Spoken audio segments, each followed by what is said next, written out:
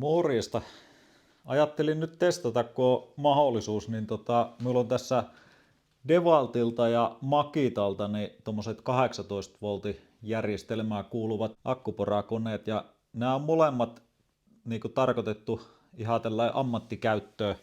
Nyt on laadukkaita vehkeitä, mutta se, että kumpi näistä on sitten parempi, niin se selviää kohta.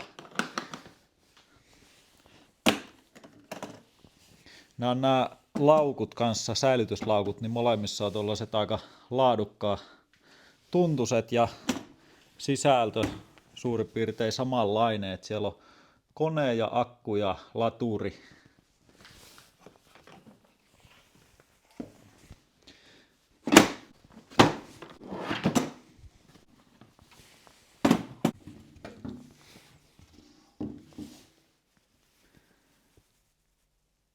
Tämä on tämä Devaltti, tämä on pikkusen lyhyempi, eli kooltaan se on hiukan pienempi, mikä on hyvä asia, ja sitten se on pikkusen matalempi myös.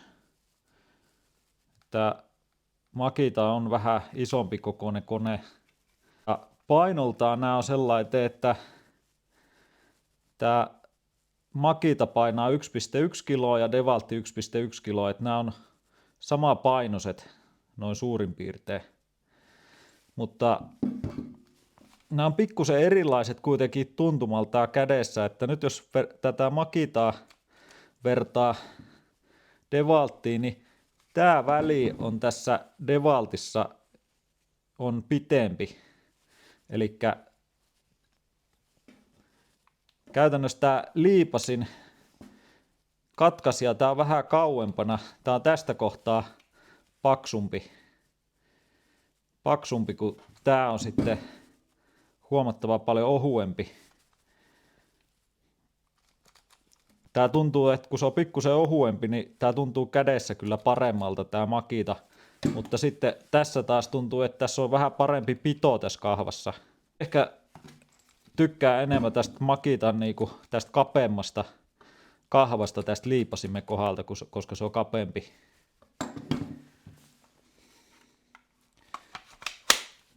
Tämä Makita pyörittää kakkosnopeudella, niin tässä oli 2000 kierrosta minuutissa.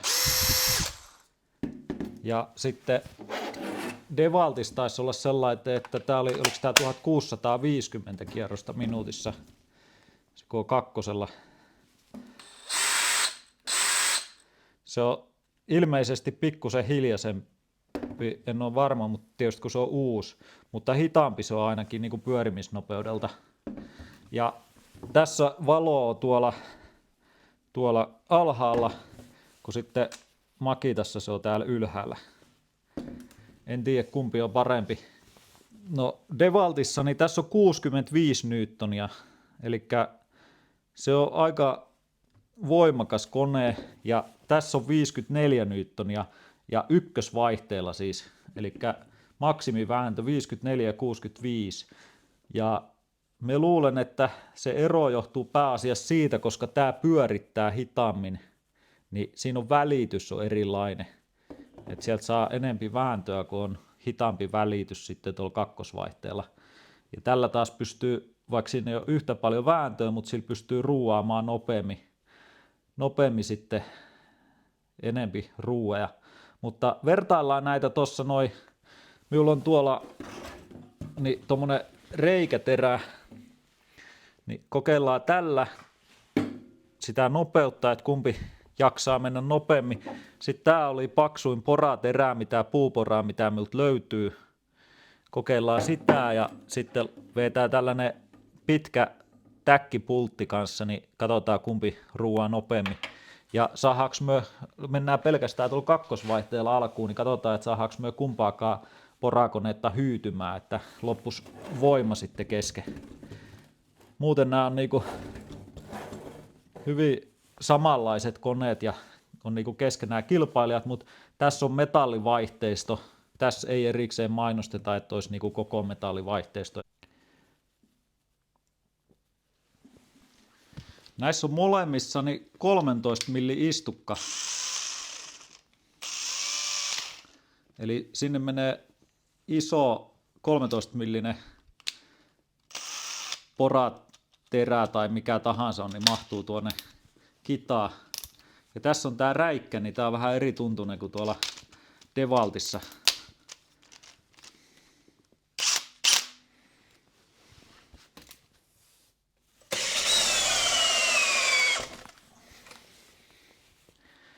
Ei jaksanut vetää ihan loppuun sitä.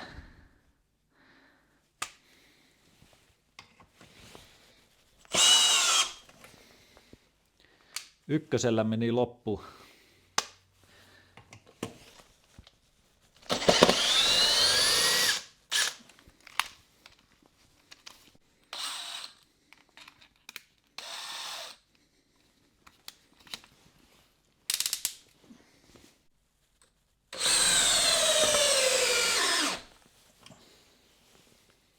DeWalt veti sen ihan loppuun, mutta sekin hyytyi tohon, että se ei uponnut yhtään tuonne puuhun. Että se just tuohon asti, kun se kanta otti kiinni, niin siihen kohtaa sitten hyytyi, mutta se jaksoi vetää sen loppuun asti. Et siinä se väännön ero nyt näkyy.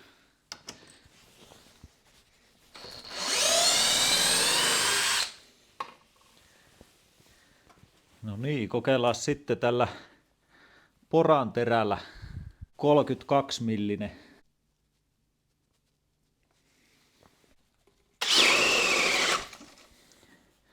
Kakkoselle ei mennyt pitemmälle, sitten laitetaan ykkönen.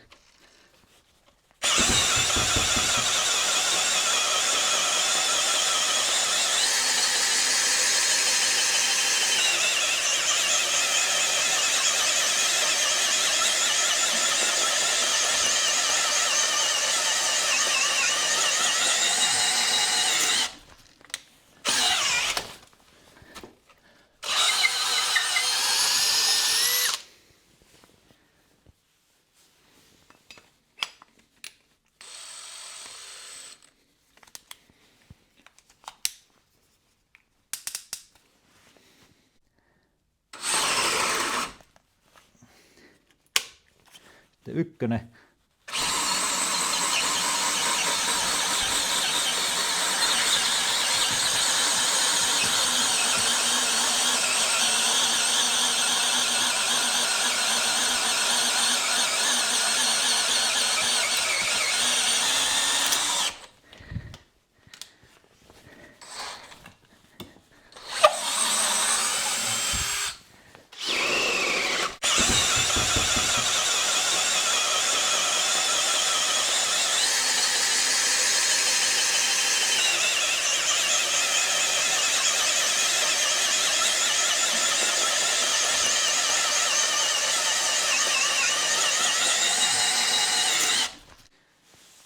Kokeillaan sitten tuohon vesivaneeriin, niin tää on 52 millinen terää, reikäterää ja sitten tää on 18 milliä paksu vaneeri.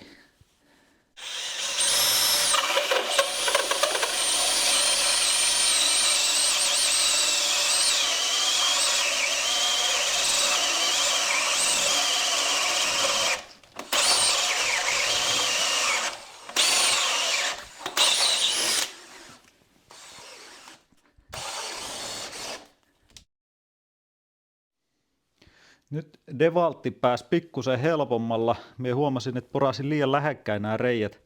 Niin DeWalt on päässyt purkamaan purua pikkusen tuolta tonne Makitan reiän puolelle, mikä on vähän helpottanut sitä menoa. Tässä ne kuitenkin meni ihan tasaisesti ja sen verran nopeasti syötin sitä ja kova kierrosnopeus, että se rupesi palaamaan tuolta reunasta polttamaan sitä. Vaikka ei tuo sinällään tylsä terä, että kyllä sillä voi ihan metallia vielä leikata, ei se niin tylsää ole kuitenkaan, mutta vauhti oli vaan ehkä vähän liikaa.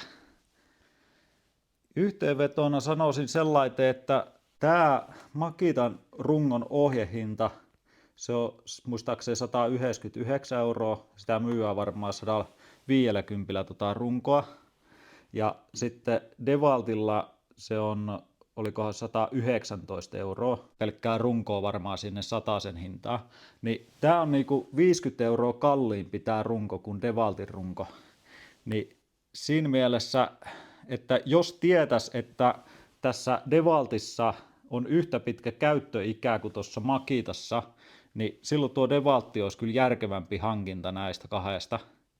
Mutta sitten jos tuossa kun on se metallivaihteisto esimerkiksi, niin jos se niin tietäisi, että tuossa on pitempi käyttöikä, niin kyllä se 50 kannattaa uhrata, koska se kuitenkin molemmat tekee aika lailla saman työn.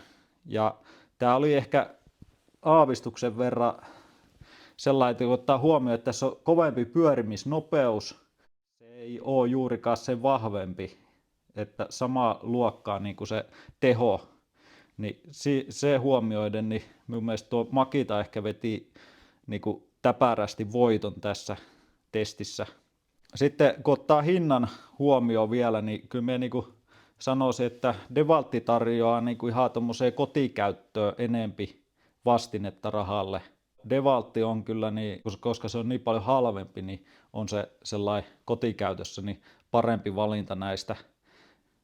Ja ammattikäytös myös, jos se käyttö ei ole sellainen, että tarvii ehdottomasti metallivaihteisen sen vaihteiston niin kuin sen käyttöjään puoleen. Mutta molemmat oli kyllä yllättävän sitkeitä vehkeitä, että paljon niin kuin nopeammin syntyi nuo reijät ja paljon nopeammin meni täkkipultti kuin mitä olisin oottanut. Et mä ajattelin, että me joudun jonkun aikaa niin kuin jauhamaan sitä reikää sinne, mutta nuo suhauttikin sen ihan yhtä soittoa melkein hetkessä läpi. Minun mielestä Makitassa oli aavistuksen parempi ergonomia. Tässä on parempi pito kahvassa. Ja sitten Devaltti on pienempi. Et siinä mielessä tuo Devaltti se vie voiton. Makinta on turha iso, koska Devaltti näyttää, että ton saman voiman pystyy paketoimaan pienempääkin tilaa. Mutta kaiken kaikkiaan niin hyviä vehkeitä, että kun mä vaan valitsee, niin ei mene väärin. Jatkossa niin saattaa olla, että itselle ilmestyy vielä joku Devaltti tänne talliin, koska nuo Makitat, niin vaikka ne on niinku sellainen ollut hyviä muuten, mutta välillä kiva ehkä kokeilla vähän muutakin merkkiä. Tämä Devaltti kyllä niinku lunasti sellainen lupauksen ammattivehkeistä, niin varmaan se pätee myös sit noihin rälläköihin ja pyöräsahoihin ja muihinkin noihin akkukoneisiin. Mutta kiitos kun kattelit tämän videon, niin katsotaan mitä seuraavalla kerralla sitten taas keksitään. Ei muuta kuin morjes!